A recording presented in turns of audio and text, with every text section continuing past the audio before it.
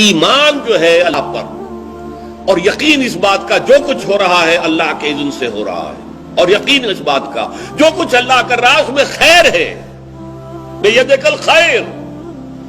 چاہے مجھے ایک بات ابھی ناگوار گزری ہے، مجھے تکلیف پہنچی ہے، اللہ کے اسکیم میں the higher level scheme of things, divine scheme of things کے اندر اس میں کوئی نہ کوئی خیر ہے، تم جانتے نہیں۔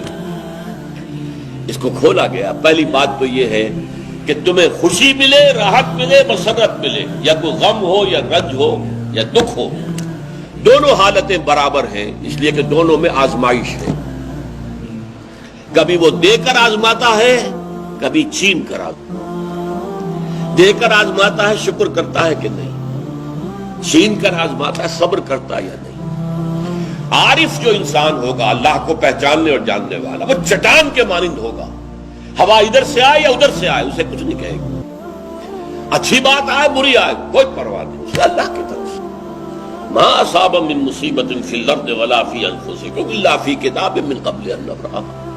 یہ مضمون بڑی تفصیل سے پڑھ چکے ہیں سورہ تغابن میں۔ وہاں فرمایا تھا دوسرے رکوع کی پہلی آیت، ما اصاب من مصیبت الا باذن اللہ، کوئی مصیبت، کوئی تکلیف، کوئی پڑھنے والی نہیں پڑتی مگر اللہ کے اذن سے۔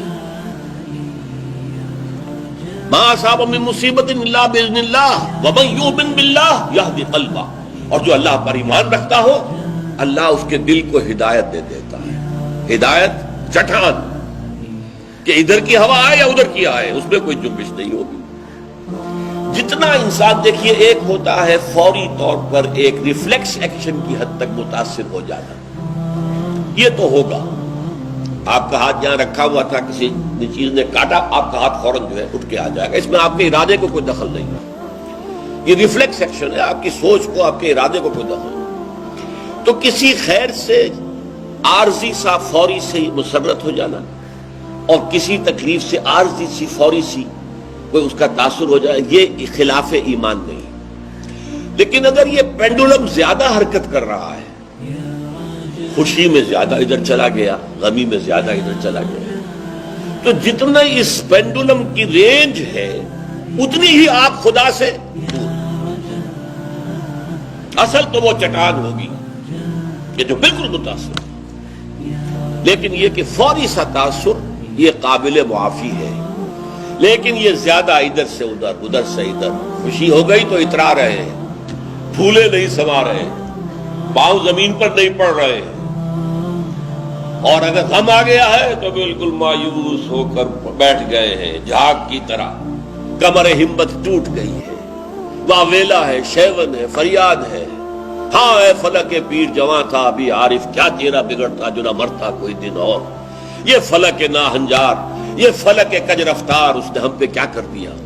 یہ ساری باتیں جو ہے یہ اللہ سے محجوب ہونے کی علامت ہے۔ اب اس میں بھی درجے ہیں کئی۔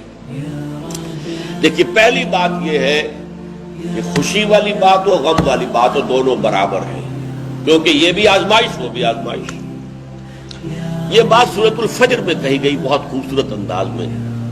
اللہ تعالیٰ نے انسان کی تھڑ دلے پن کی شکایت کرتے ہوئے، شکوہ کرتے ہوئے کہا فَأَمَّا الْإِنسَانُ إِذَا مَا ابْتَلَاهُ رَبُّهُ فَأَكْرَمَهُ وَنَعَمَهُ فَيَقُولُ رَبِّي أَكْرَمَنِ۔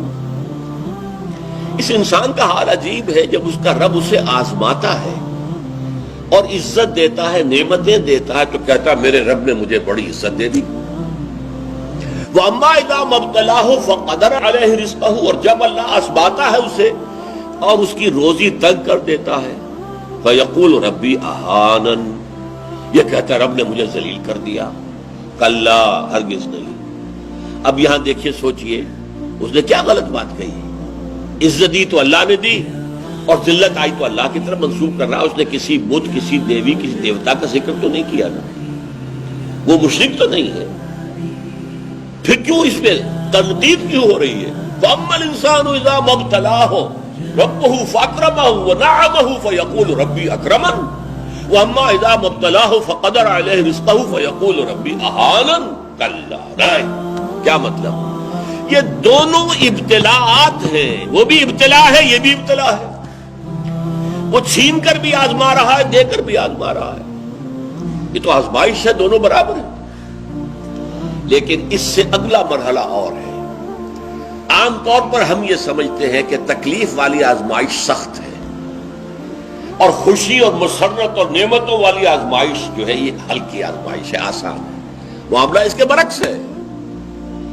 تکلیف میں ہوں گے اللہ کو یاد کریں گے، پکاریں گے، دعائیں کریں گے، اور اگر نعمتیں ہوں گی غافل ہو جائیں گے، بھول جائیں گے۔ کون سا امتحان زیادہ سخت ہوا نتیجے کے اعتبار سے؟ تکلیف والا امتحان زیادہ سخت نہیں ہے۔ مسرت، کثرت ہر شے کی، یہ چیز زیادہ نقصان دہ ہے، زیادہ بڑا امتحان ہے۔ اسی لیے خلق قرآن کے مسئلے پر جب وہ مار ماری گئی تھی امام احمد بن حنبل رحمۃ اللہ علیہ کو، کہ جس کے بارے میں کہا جاتا ہے کہ اگر وہ مار کسی ہاتھی کو ماری جاتی تو وہ بھی چیخ اٹھتی، اس وقت ان کی آنکھوں میں کبھی آنسو نہیں آئے۔ پھر جب حکومت بدل گئی اور اب دارالخلافہ جو ہے اس میں وہ شخص متمکن ہے کہ جس کا نظریہ وہ خلق قرآن والا نہیں ہے، اب خلیفہ ایک آدمی کو بھیجتا ہے اشرفیوں کی تھیلی دے کر، یہ ہدیہ ہے، یہ نذرانہ ہے، جا کر احمد ابن حنبل کو دے آؤ۔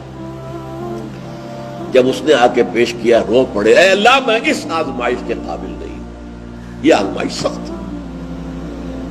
کہیں سے انعام پا کر حکومت سے پھر حق پر قائم رہنا مشکل ہو جائے۔ یہ ہے وہ صورتحال۔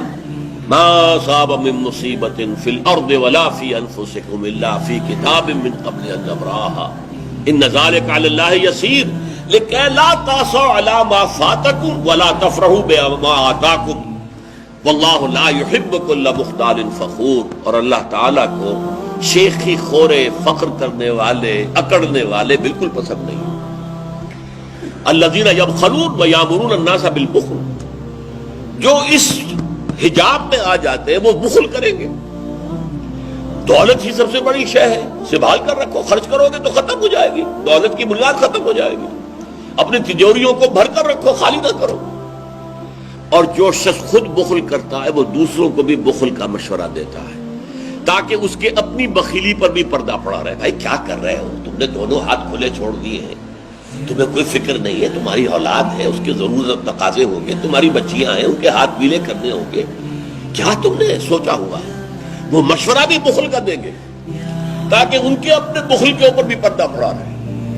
یہ وہ کیفیت ہے کہ جو پھر محجوبیت کے اندر پیدا ہو